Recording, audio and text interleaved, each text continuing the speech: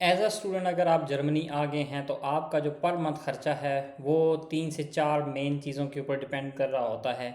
जिसके अंदर सबसे पहला तो आपकी इंश्योरेंस आ जाती है, जो कि आपकी एज़ अ स्टूडेंट टीके या अवका की इंश्योरेंस होती है, जिनको यहाँ पे पब्लिक इंश्योरेंस भी कहा जाता है। तो एज़ अ स्टूडेंट ये आपके लिए बहुत मस्ट है कि ये इंश्योरेंस आपको लेनी पड़ती है, और इसकी जो टोटल कॉस्ट है पर मंथ वो 100 यूरो से लेके 120 यूरो तक होती है। और अगर आपकी जो एज है वो 30 साल से ज़्यादा है तो फिर इंश्योरेंस थोड़ी ज़्यादा हो जाती है। नंबर सेकंड पे जो आता है वो आपकी ग्रोसरी आती है। तो ग्रोसरी में अगर एक बंदे की बात की जाए, चाहे वो जिस सिटी में भी रह रहा हो, तो नॉर्मली जो है वो 200 यूरो से लेके 250 यूरो तक जो है ना उसका ग्रोसरी के ऊपर ख़र्चा आ जाता है, अगर वो बहुत ज़्यादा भी हाथ खुला करके खाए। अदरवाइज़ जो है ना नॉर्मल जो है वो 150 से 200 यूरो तक पर पर्सन यहाँ पे ग्रोसरी का ख़र्चा आता है एक बंदे का। और इसके अलावा जो आपकी सेमेस्टर फ़ीस है, अगर तो ये पब्लिक यूनिवर्सिटी है तो पब्लिक यूनिवर्सिटी में आपकी फ़ीस मैंने बताया कि बाज़ दफ़ा तो 50 यूरो से होती है, और बाज़ दफ़ा कई यूनिवर्सिटीज़ ऐसी हैं जो कि एक टिकट भी देती हैं आपको, जो कि सेमेस्टर टिकट होता है, जिसके अंदर आप एक ज़ोन में ट्रैवल कर सकते हैं। तो उनकी जो फ़ीस बनती है वो 300-350 यूरो तक बनती है। तो यही यूनिवर्सिटी की semester fees plus ticket fees हो जाती है, और ये 350 यूरो तक आपसे चार्ज करते हैं।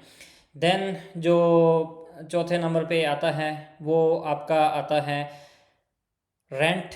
रेंट जो है वो अगर आप किसी स्टूडेंट डॉर्म में रह रहे हैं तो उसका नॉर्मली जो है 250-300 यूरो से लेके 350 यूरो तक जो है ना आपको एक छोटा सिंगल रूम अपार्टमेंट मिल जाता है, उसका रेंट है। ये वो जो कि आपको यूनिवर्सिटी देती है। जब आप किसी पब्लिक यूनिवर्सिटी में जाते हैं तो जो उनकी तरफ से आपको हॉस्टल्स मिलते हैं ये उनका रेंट है। अदरवाइज़ अगर आप बाहर जाते हैं किसी प्राइवेट रूम में रहते हैं, जैसे कि अगर आप बर्लिन में रूम लेना चाह रहे हैं या किसी बड़े सिटी में, तो फिर वहाँ रेंट ज़्यादा होता है। वहाँ जो है ना रूम 500 यूरो से लेके 700 यूरो तक भी चला जाता है, जो कि सेपरेट रूम मिलता है। तो स्टूडेंट्स मोस्टली जो है वो कंबाइन में भी रह रहे होते हैं, शेयरिंग में, तो उस तरह उनका रेंट कम हो जाता है। लेकिन ये जो 3-4 मेन अखराजात हैं ये आपका ब्लॉग अकाउंट कवर कर रहा होता है। अगर आपका ब्लॉग अकाउंट आपकी जॉब नहीं है शुरू में, तो यही ब्लॉग अकाउंट जो है आपकी हेल्प करेगा।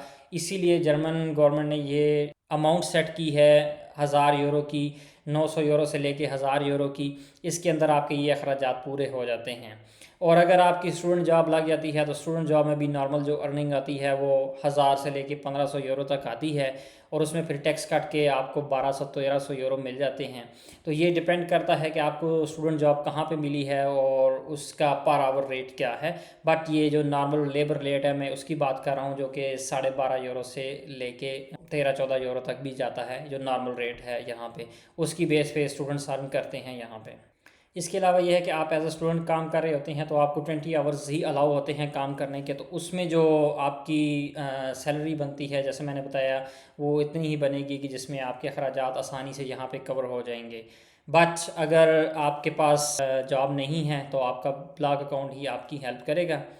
तो यही मेन अखराजात हैं जर्मनी के अंदर। एज अ स्टूडेंट जब आप आते हैं तो आपको इन सारे अखराजात को देख के ही अपनी प्लानिंग करनी पड़ती है।